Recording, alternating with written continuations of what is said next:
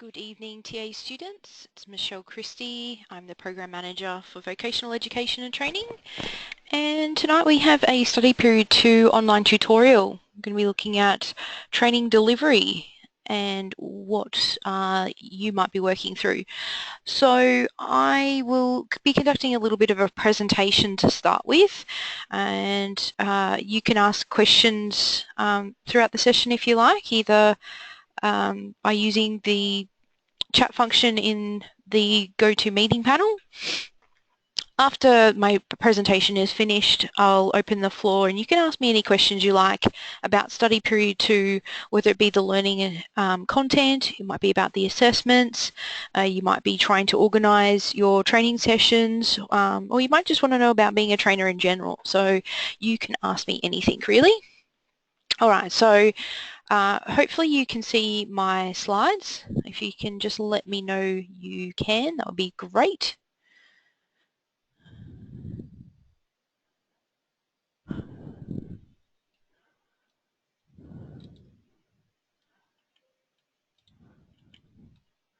Okay, nice and clear, that's great. Alright, so let's go through my presentation. So just wanted to give a bit of a reminder about the Cert 4 and Training and Assessment. So we're currently in Study Period 2, which is in the delivery section.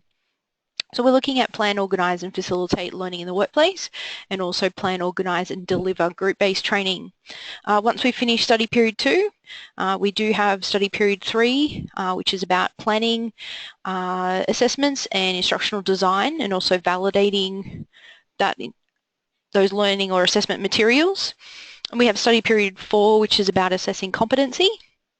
And then from there, you have your electives to complete. Now, there are quite a few on the screen that you can see, but you don't have to do all of them. You only need to choose 2. So by the time you finish your Cert 4 in Training and Assessment, you probably will have only done maybe 5 or 6 study periods, just depending on your elective choice. So Study Period 2 actually contains 2 units of competency. So we've got TAE DL 401A, which is Plan, Organise and Deliver Group-Based Training, and TAE DEL 402A, which is Plan, Organise and Facilitate Learning in the Workplace. Now, the order of the assessments, there are currently 5 assessments in this study period. So we have 30064B/01 and 02. This relates to workplace learning. And for these sessions, you actually need to conduct a one-on-one training session in the learner's workplace, and we'll be talking about this tonight.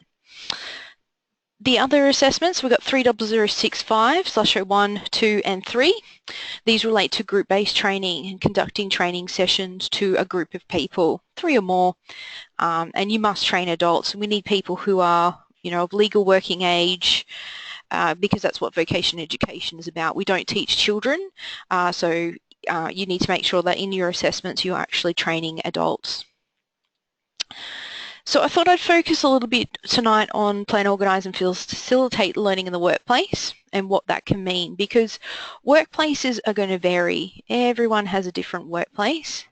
So for things like beauty, we've got mining, we've got health, got agriculture and horticulture, we've got aviation, we've got hospitality. There are so many different workplaces out there across Australia, and so when you're actually planning the learning for your learners, try and make sure that you use something that relates to your vocational competency. So if it's your current workplace or somewhere you've worked before, or just a business that you're aware of, that would be great to organise your training in that. You want it to be relevant because you want to be able to talk through what you're needing to talk to the students about. So you're wanting to impart or transmit your knowledge, your skills onto another person.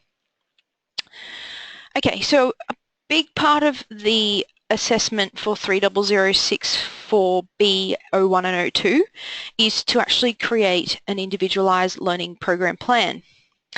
Now, I want you to think of this a little bit like an induction program or a professional development program.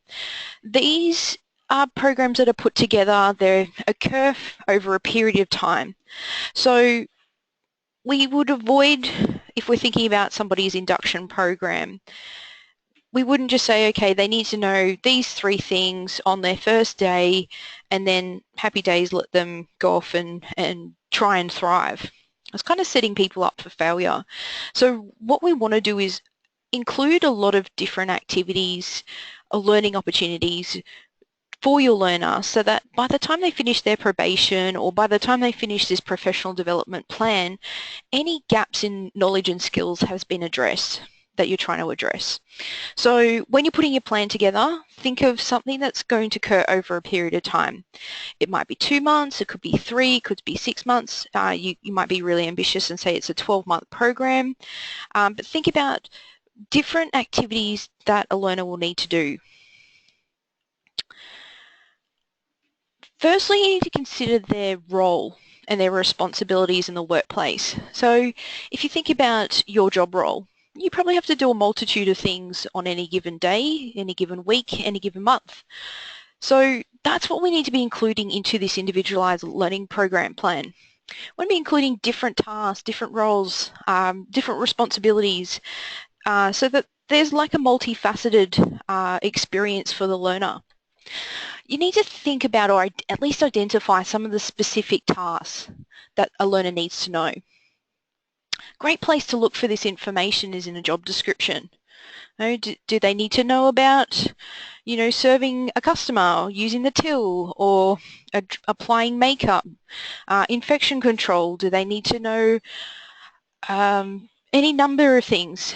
So think about the specific skills that learner needs to know or be able to do.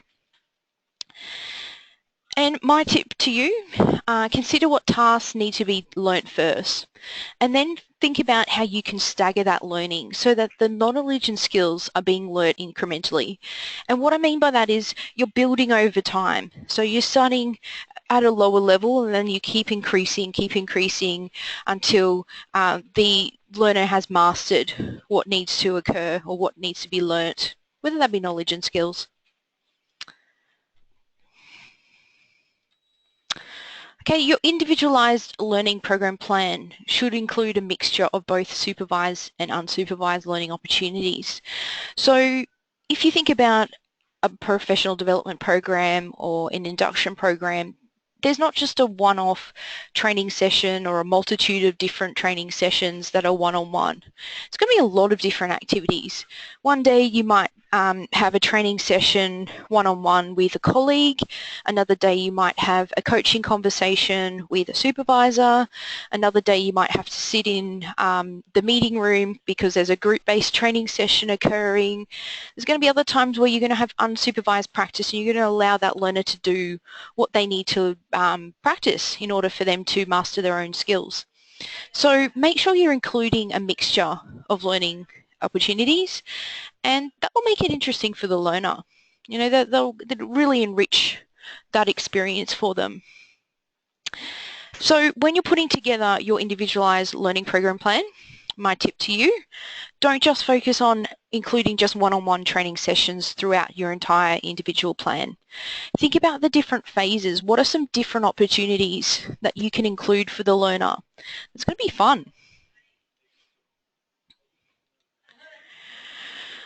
Also think about who might conduct those activities. There's going to be different people in the workplace and you can use those people to your advantage. It doesn't mean that you have to do everything. So think about the supervisor, think about colleagues, think about HR. Would they have to be involved at all? Is there somebody in that workplace that has a workplace trainer role that can help support the learning? Does an RTO need to be involved? And they might come into the workplace and conduct training with the person. My tip to you on this one is don't just focus on learning activities that have to be conducted by you. As you're going through the different phases, maybe include other people that could be conducting these different activities. If you were doing everything, that might be a bit draining, and if you are training a multitude of people at the same time, let's just imagine you were, you'd be quite busy. So make sure that you're including a multitude of people or a variety of people. I just wanted to give you a bit of an example of the different phases in the learning program plan. So if I was putting a session together, or a program together I should say, for a particular learner, I'd start with an initial meeting, having a conversation with the learner, introducing myself, explaining what this program is about and the activities that are going to be involved moving forward. I'd also be finding a little bit more about the learner and if they've got any expectations for the relationship. And we'd also be talking about roles and boundaries, rights and responsibilities. So once that initial meeting is over, let's say it's the first day of their employment and this is obviously an induction program, but we need to do some one-on-one training. We're going to put the learner in their own workspace. We're going to train them on something simple that they can play with and start to utilise. Now the next phase is I'm going to leave them alone for a little while. Just let them trial and error what they're learning so they can do things on their own. But the next phase is, and this could potentially be a couple of days later, a week later, I'm going to do another supervised observation with them. How did they go with that practice? You know, did they take on what I said in that one-on-one training session? And then from there might be a coaching session with another staff member. From there, we might send them away to an external workshop, you know, the week or two or a month later on something specific. We might let them to do some unsupervised practice again. From there, I might conduct another one-on-one training session in the learner's workplace in another specific skill or task. We then might do an in-house training session for the whole work team. So it's not just the individual learner, it might be a multitude of people coming together. And we're getting towards the end of our induction program. They're about to come off probation. I need to do a closure meeting with them, make sure that the learner has had a good experience, that they are evaluating what they've learnt, the new skills that they've achieved or the knowledge they've acquired.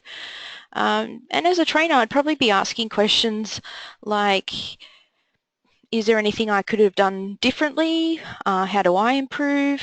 Have I supported you correctly? That kind of thing. So there will be different components within your individualised learning program plan. So think about the different phases and the way that you structure the actual learning opportunities is completely up to you. It just depends on the tasks that you're needing to put together for your learners. So you might have completely different learning opportunities than what I've got on my list. This is just an example. Also keep in mind with your individualised learning program plan, this is a blueprint, okay? This is a document that someone else should be able to pick up and they should be able to read. So it's not just intended for you. And whilst you are responsible for this document and you will maintain it over time, what would happen if you were going to, the learner was going to do something in tomorrow, for example, and you weren't well? You want somebody else to be able to pick up that document and know exactly what was intended for that learner. And other people should be able to read it too. So the learner, the supervisor, other trainers, anyone should be able to read that document.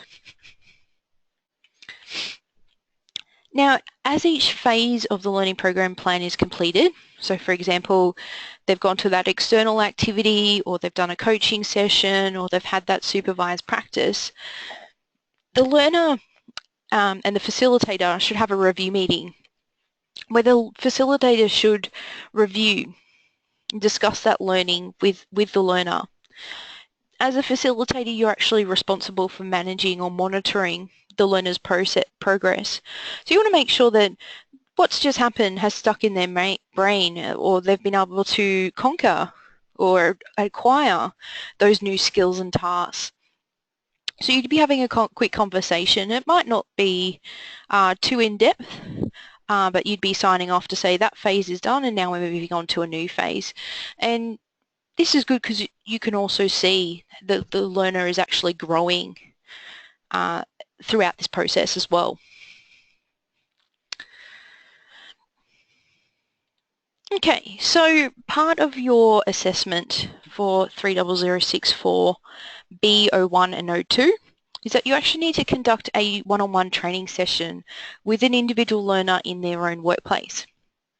So if you are currently working and you can use your own workplace, fantastic.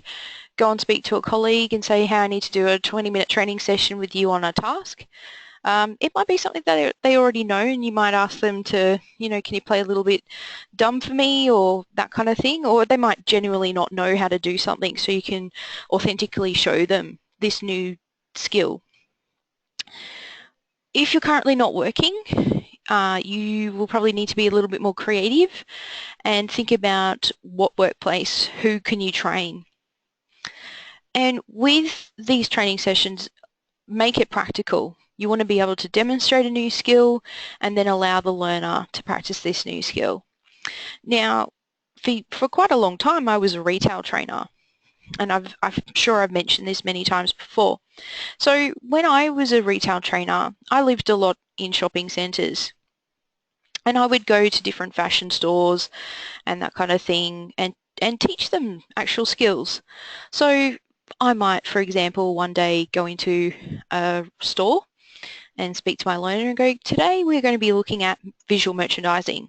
Okay, we're going to play around with the front display window.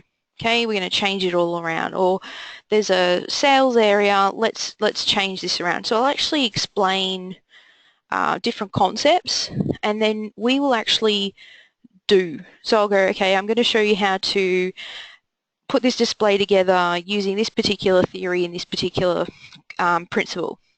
So I would do that, and then I'd fix it all up and kind of break it all down and go, I want you to actually do it this time. So it's very practical. Workplaces are interesting places to actually train in. You need a bit of adaptability because you just never know what's going to happen in the workplace. It's actually in their own workspace. So there are probably other people running around. There's probably a bit of noise. There's going to be a bit of distraction for the learner. So you kind of need to adapt to whatever's happening around you and kind of maybe even have to modify things on occasion or even stop what you're doing to really get an impact or, sort something out within the workplace. So workplace training, I find it actually quite interesting. So also think carefully on who is going to be your learner and where the learning should be conducted. So we do need it to be in a workplace. So if you're thinking about simulating that in some way, don't think it's like study period 1 because it's not. If you're in doubt on what is an appropriate workplace, ask the trainers for assistance. So workplace training is with Helen and group-based training is with Sophie. Or you can ask Jess, the course coordinator. We will give you guidance on whether that's a good or bad workplace. I would hate for anybody to do their videos and then find out later on that they've done the wrong thing. So better to get clarity before you actually go into a workplace than before. Okay, so let's just do a bit of a recap of that assessment. So workplace training, 30064B01 or 02. You need to actually conduct training sessions one-on-one with an individual, 2 different people. So one person for 01, a different person for 02. If it's 2 people from the same workplace, that's fine. If it's 2 people from 2 different workplaces, that's okay as well. Keep in mind that the learning will probably be a little bit different because everyone has different needs. This must be participative. We don't want any lecturing. Lecturing one-on-one, if you've ever experienced it, is probably a little bit daunting and it's quite impersonal. So we try and make things a little bit more friendly, a little bit more personal because you are literally speaking one-on-one with a person. So do a skills demonstration and allow the student to practice. Now also in this study period we have group-based training, which we haven't really gone through tonight, but I am happy to answer questions about it. Now these group-based training sessions can be conducted anywhere. Don't think it has to happen in a workplace. I don't care if it's in your lounge room or in a meeting room somewhere or the park or a library or a cafe. It doesn't matter where you actually conduct your training session, so long as it's okay for you to be there. And this could either be knowledge or skills-based or a combination. You could include lectures, but as I've said many times before, I do avoid lecturing myself. I hate it. I prefer to facilitate. I like doing group discussions and activities and making it more interesting. So don't think that with group-based you have to sit there for 40 or even stand for 40 to 60 minutes and just lecture on a topic. Add some fun into it. Add some games, activities, videos, case studies. Get them to visualize. Get them to reflect or, tell stories. Make it fun. So when it comes to the assessments, so 3006501 on No2, they have to be at least 40 to 60 minutes, must be at least 40 minutes. And the sessions need to flow from one another. So you might say session 1 is customer service, session 2 is about customer complaints. So they kind of flow in from one another. They're similar topics, if that makes sense. Whereas 30065/03, you must conduct that to a different group of people. If you want to repurpose one of the training sessions you've done in first or second portfolio, that is okay. The only difference is that they must be to a different group of people. Before I finish off my presentation tonight, I thought I'd just remind everyone about our TA student competition. So being that you're in study period 2 and you're thinking about conducting training, we're actually asking you to present a short video.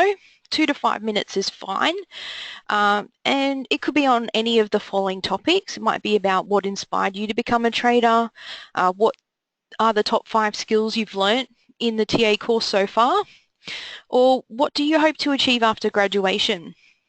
Now the entry information is in social space, so have a look out for either mine or Jess's forum posts about it. And entries do close on the 31st of August for option A. We do have option B, which was a written piece, so those 3 dot points, you only needed to write 200 words. Now technically that competition did close on Monday, but if you hurry, 200 words shouldn't take you too long to put together. So if you do hurry over the next day or two and slip in your entry, I will accept it in the competition. So highly encourage you to enter. Now, over to you guys. Question and answers. You can ask me anything you like. Just going to unmute everybody. And it might be anything about study period 2. You might have questions about the learning materials or the assessments, organising the training, being a trainer, whatever you like. We've got half an hour or so to have a chat.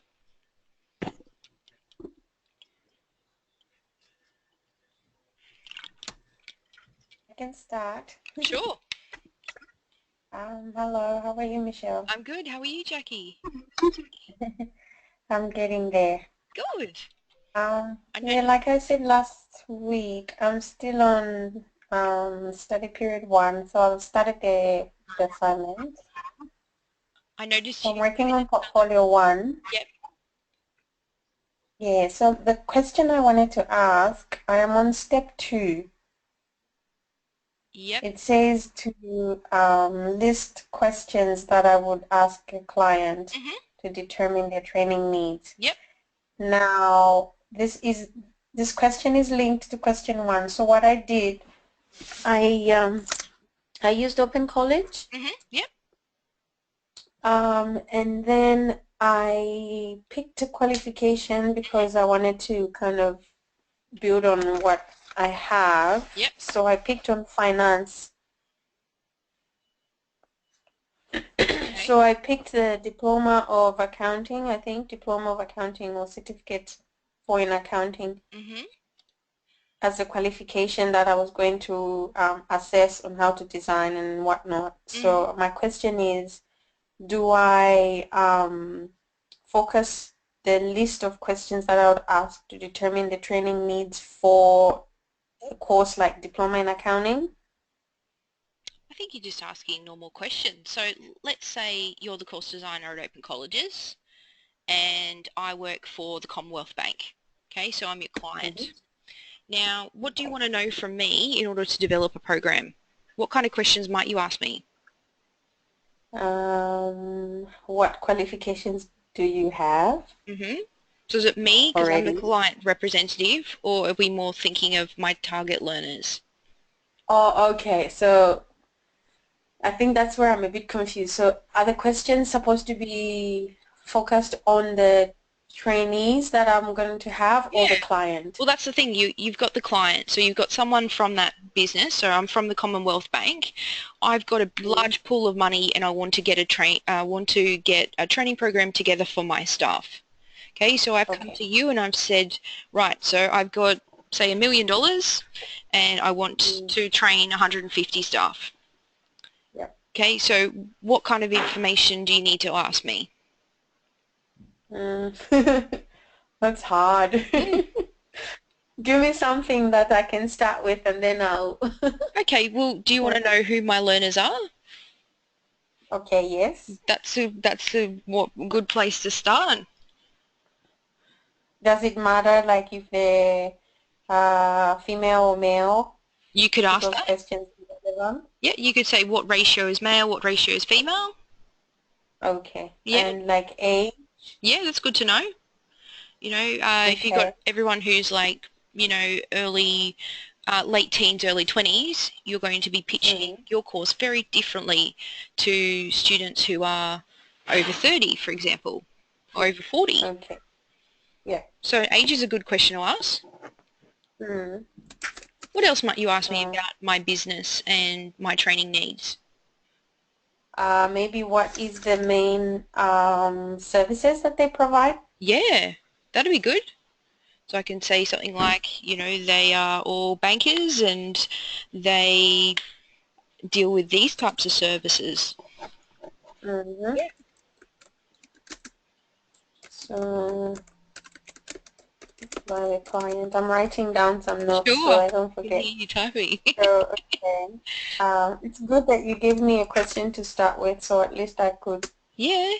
not get my head around. So, let's see, what about, would that be relevant to know what level of training they already have? Yeah, brilliant.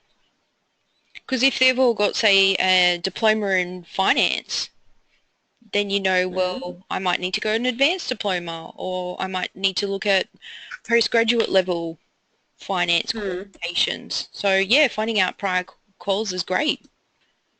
Okay. Um, let me think of something else. It's really hard, eh?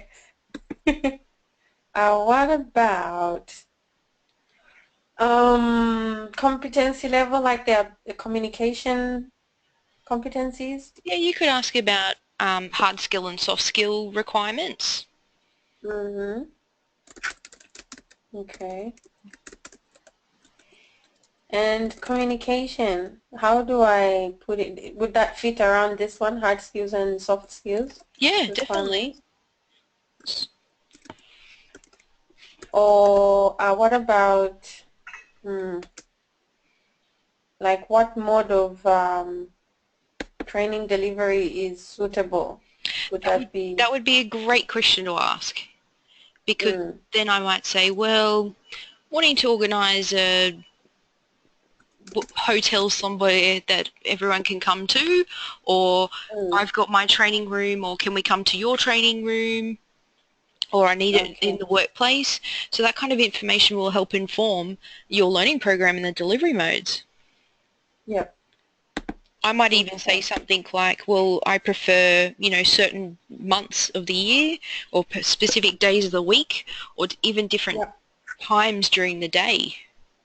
mm, Clients can get very specific. Yeah. And how long the training can run. Yeah, or what's your expectation on duration? Yeah. Okay. If you're saying, hey, we want to get a full diploma in finance in a week, you know, we Mm. might have to have a bit of a conversation with them about that. But some of them might say, well, you know, 6 months, a year, that's fine.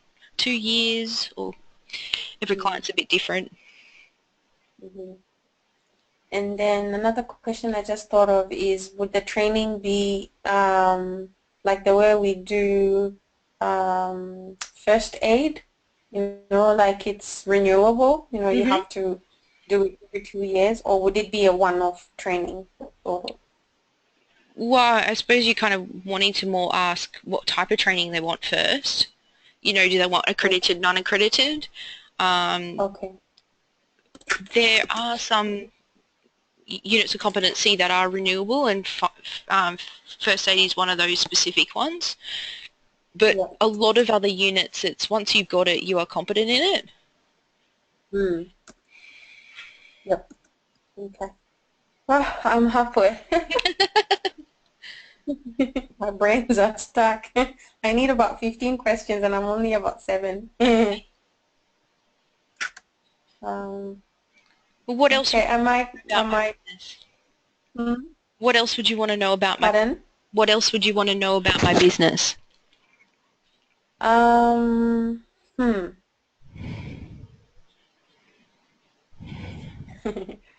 Let me see. Location, Yep, maybe? that would be a good one.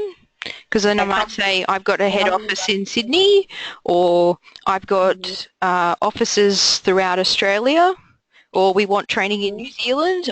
You know, location's a good one to ask. Yeah, Yeah.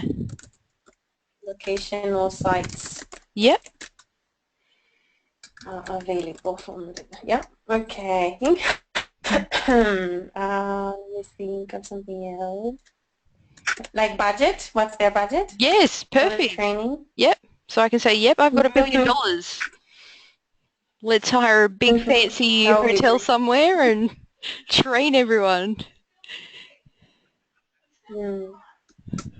Everyone's eating You lobster know and how some caviar. training Joking. caviar would be nice.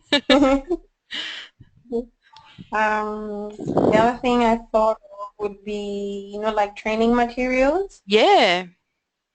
You know, do they want a Um, textbook? Do they want a workbook? Is it online information okay?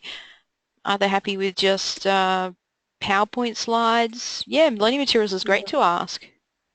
You know, do they okay. want it specific? And that's another question you could potentially ask is, you know, are you happy for, you know, just generic information, or do you want us to bespoke it? So, and what I mean by bespoke is contextualizing that specific to the client. So there's been RTOs I've worked at where we will go into the business and we'll take photos of their workplace, we'll use their workplace documentation, and we will completely make that program specific to that client. We go to that detail. Okay. Whereas there's other Wow. companies that are just like, yeah, just give us the stock standard stuff, that's fine. Yeah, okay. So it does make a difference to Oh, go into definitely. such detail. Yeah. Okay. Yeah, let me think. Might have to work hard for the last 4.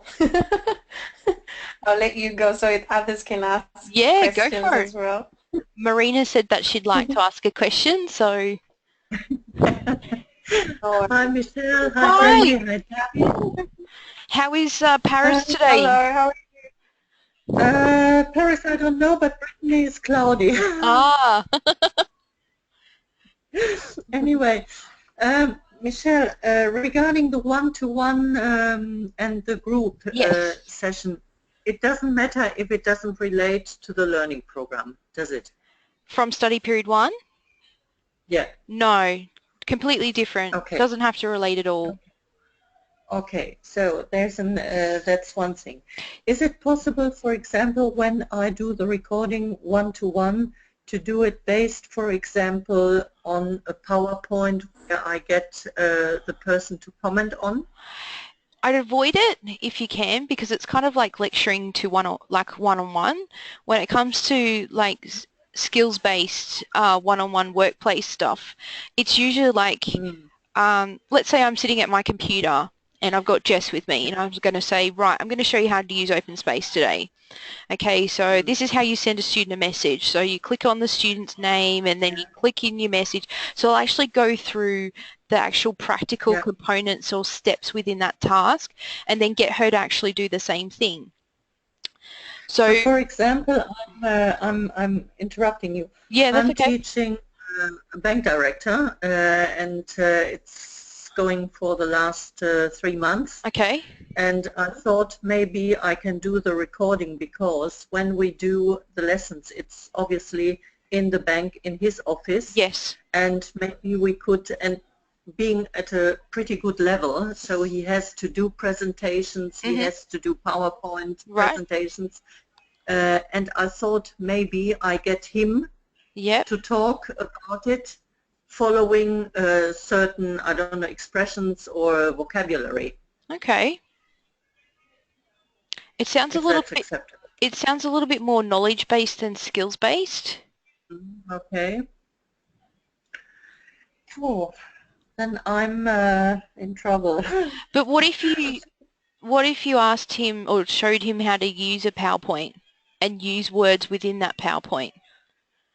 Okay, or I thought also maybe we could stage like phone calls, how to answer to different situations. Perfect. Okay. That's great. Okay, then the last question is, for example, I have a client who is self-employed. Okay. He is doing landscape design for the last 20 or 25 years. Yep. But he doesn't have any qualifications. Yep. So I prepared a learning program for him. Yep. We are going through this learning program for him to get a Cert 4 in landscape design. Yep. Okay. So in this one-to-one lesson, because he is working from his study at his home, yes, would it be possible to base the recording maybe on the discussion what is needed to prepare a landscape design, and get him to talk through the different points? Can I take it one step further? Can you take him into the garden? Yes. And go, right, let's sketch out this like backyard, for example. Yeah. Okay, now let's sketch out what we would put where. Okay. That makes it a bit more practical. Okay. Okay, because I thought I could do it maybe based on a computer design. That could work too. Yes, because in that case he could, for example, show on the computer that you have to consider the shade, the sun, the soil, and different things. So, okay, that's good. Okay, fine. Well, that's it. Okay. Okay, then. Good, then I don't have to ask Jessie or well, okay, thank you. That's cool.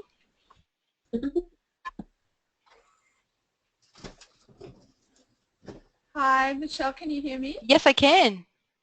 Oh, great. How are you? I'm well. How are you? Thanks. I do have a question. I don't know if it's relevant to tonight's topic, but it's in relation to, what do you call this one? I'm trying to do my next one. I'd love to be able to see. Ends in a 4. Sorry, which one was it? No, it ends in a 5. SP1 and it ends in a 5. Sorry, I'm just Oh, trying okay, to picture that. 314750. It's basically a, parallel unit, assessment on the very first one. That's right, yeah. And I was a little bit confused because I'm using the case study of Supplex. Okay. I've chosen the sales one, and I was getting myself a little bit in a confused state because how it's got like there's several areas of skills that need to be addressed. Yes. And when I'm researching, so I'm just printing off the assignments, excuse the noise. Yeah, you're right, Jackie.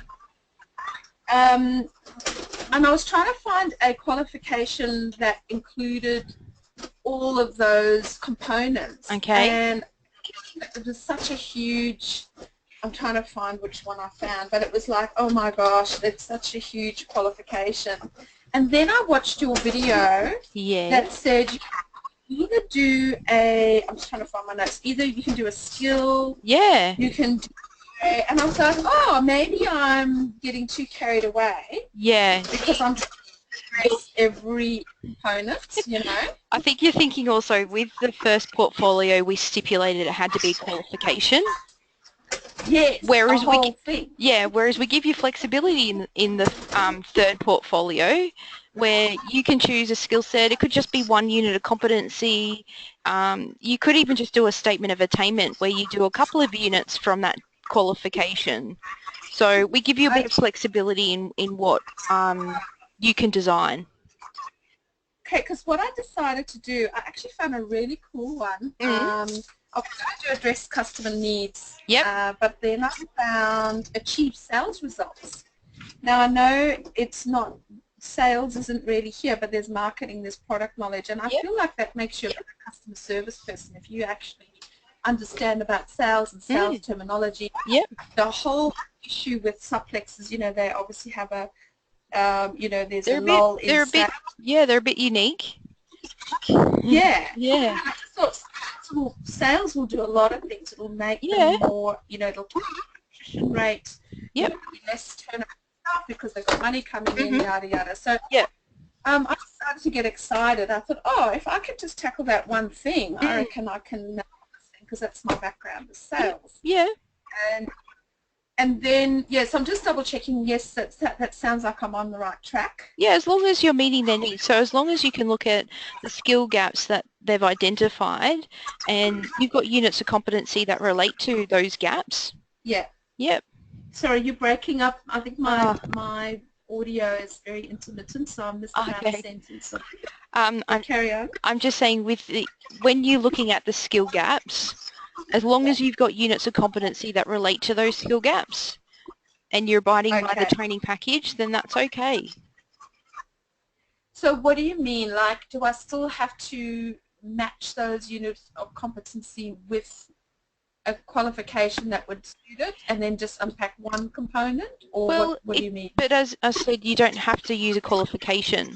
So you might find a skill set that has a couple of units of competency in it that meet those needs really well. Okay. Or you might... Or only that big one, you know, that I found. Yeah, sure.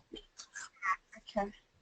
But I hear what you're saying. So I can basically, as long as I match those elements to those, the skills. Because that's what they want to address. Right. Okay. And then just really talk about the one area, like sales, for example. Yeah. So then, just another question regarding jargon. Asking about jargon. So I started to think about it. I thought, well, does that mean jargon in the industry? So you know how in sales, expressions like WII, what's in it for me?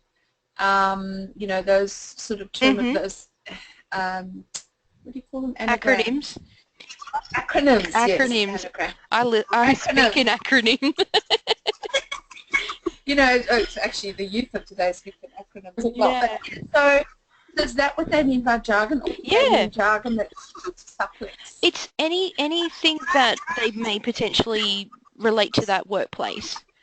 So, you know, if they use, you know, a thing called KPIs, you know, because they've got sales targets, you can put in there about, you know, KPIs. If they have specific terminology, you know, like, I forgot about that. Yeah. I mean, every workplace is different, so in a way you kind of have to make that up a little bit because it's not a real client. No. But, yeah, it's just thinking about that particular workplace and would they call it anything specific. Okay, great. You know, and they might even refer to different documentation and different equipment and things, so... Oh, right. Okay, yes. That's helpful. Can I also just quickly jump back to my previous assessment? Yes. I got Helen was saying I need to redo my reflective report on my process that I followed to develop the training program. Yep. And I just a little bit of guidance, please. She said that if I can unpack the Addy, because I quoted Addy, and she said, can I unpack that a bit more? And then she said really how that pertains to adult learning. And then the next thing she wanted me to address was the 4 dimensions. Okay. So obviously I need to do some more research. I haven't had a chance because just yet. I'm going to work on it tonight. But can you just give me some pointers in the right direction, please?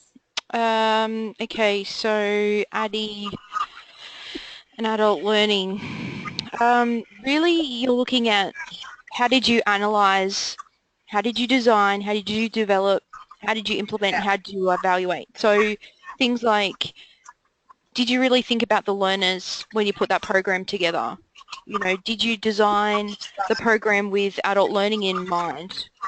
Did you develop that program thinking about, you know, individual learners' preferences and learning styles? Did you implement it in a way that would suit the learners? Did you include the client in that evaluation? That kind of thing, I suppose, would be okay. So do you mean things like not just whether they're visual, kinesthetic, or that? So you're actually meaning they bring to the table a lot of life experience and work experience. Yeah, so did you include that stuff? So when it comes to your reflection, you're thinking about, well, you considered this, you thought of that, you felt that, you believe that, like you're using your reflective language on how did you actually develop that program? Because you obviously went through a process. Yes. Okay. Okay. All right. So I guess it's in a way with adult learners, the difference between them and younger learners is it's a bit like sales. People don't like to be sold to, but they like to buy. So I think it's that whole mentality of giving them that dignity and respect. I don't know, you know, is that... Yeah, you on that. I suppose like the way I look at it is adults learn because they want to learn. Yes. That's a big thing, whereas as children it's like you're just told, hey, today you're going to learn, you know, ancient history, or you're going to learn how to do the times tables. Like you don't have a choice in that. Whereas adults, it's like we have a lot of ability to choose what we want to learn. Right. And we also bring a lot of experience. Like if you think about your own career, you know, you left school, you've had different jobs, you know, you might have had children, so you got family, you know, stuff there as well. You bring a lot of experience to that learning environment. Yes. So as a teacher or as a facilitator, I will tap into those experiences to enrich that process, because at the end of the day, it's kind of like sales where you said, what's in it for me? People have to make that connections and go, okay, so you told me this theory or this concept. How's that relevant to my situation? How does that relevant to my workplace? And when you can make that connection, then it becomes an impression and it actually makes sense. Yeah, and it also can be a fun thing then too, because you're not treating them as children. That's right. They're mature and they've got their own opinions and worldviews. So we use that in the classroom or within a learning program. I actually had an amazing experience with that when I did my diploma of frontline management. Yeah. Our trainer took us down to the park, and he split us into 2 teams. And there was like a spider web, a rope spider web, whatever you call it. And he's thinking about it, probably wasn't that wise because some of us are more overweight than others. But he said to the first team, we want you, he said to each team, you need to find a way to get your team members through the spider web onto the other side without putting their feet on the ground. So you have to collaborate as a team and come up with a strategy of getting all your team members across to the other side. So it really was a teamwork and a leadership thing, and I loved it. I thought it was, except for I had to be picked up. But other than that, it was so outside the box, Yeah. and it was so much, and it was like a little excursion, you know, and it was all very exciting. I got marked on it, and I thought it was great. That's cool. Yeah, anyway. That's probably all for me. Well, now I've just got to put my head down and get the study done. Yep. The other thing you're asking about was the dimensions of competency. Oh, yes. Now, keep in mind when you're getting into that assessment component of your learning program, you had different assessments that you've included for the different units of competency. So we need to make sure that there are different aspects of people's demonstration of knowledge and skills.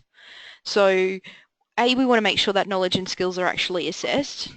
And we think about things like the task skills. So what steps are involved in that task? Like if you think about a unit of competency, they're quite prescriptive. It says, here's the task, and then each of those performance criteria are steps within that task. So have we included that task into the assessment? Okay, and do we think about, are they able to do that effectively? So we have we've got task skills, we've got task management skills, but then we've also got things like contingency management. So, okay, they can do it perfectly this time around, but what if something changed? Can they replicate that again? You know, are they able to transfer that knowledge and skill into a different component or in a different situation? Oh, I see. Okay. And then we think of things like their job role and environment skills. So things like, can they work with other people? Is there any interaction here?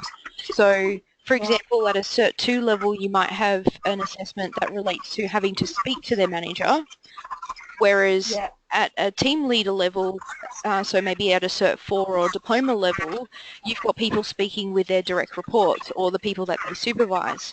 So we have to think of the context of the assessments that we're putting together as well. Okay. Okay. Can I just bottle your knowledge? That's why I do these sessions. It's like, ask me anything. I'm an open door. Thank you so much. It just gives me, I just need wording. I think that's why I like it.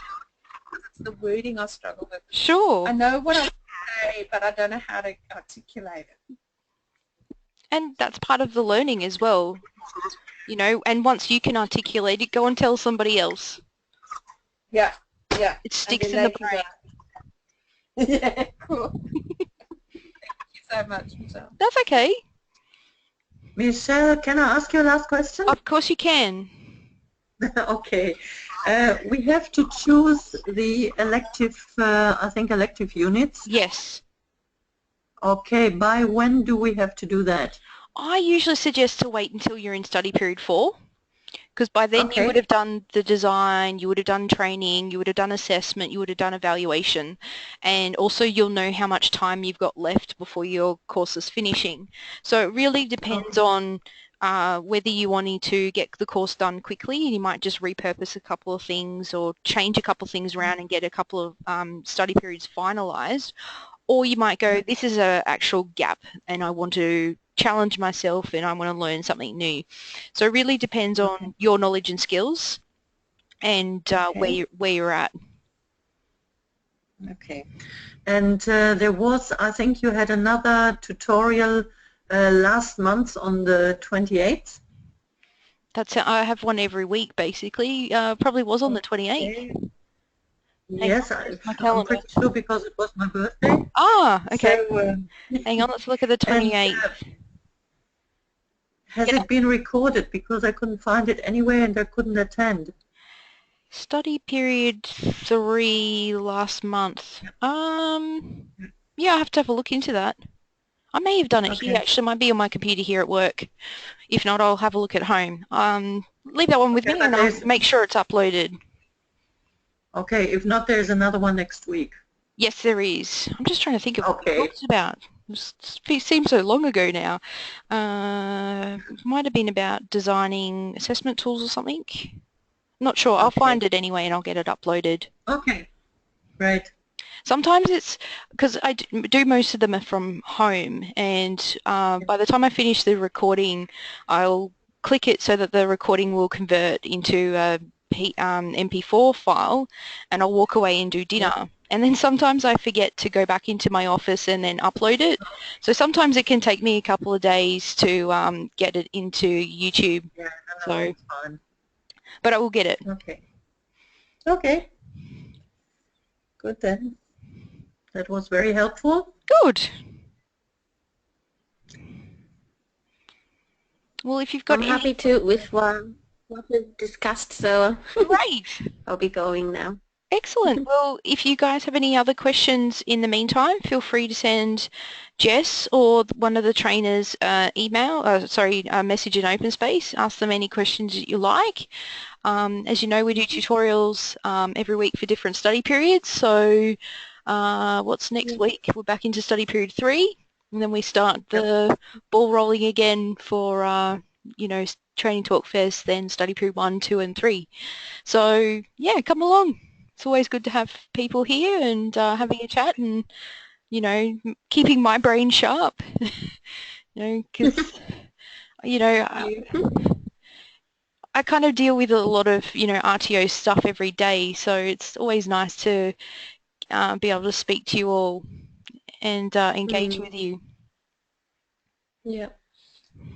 Likewise. Good. Well, thank you, Michelle, and you all have a nice evening. You too. Okay, bye, Mariana. Bye, Jackie. Bye, Tandy. Bye, Michelle. Good night. Good night.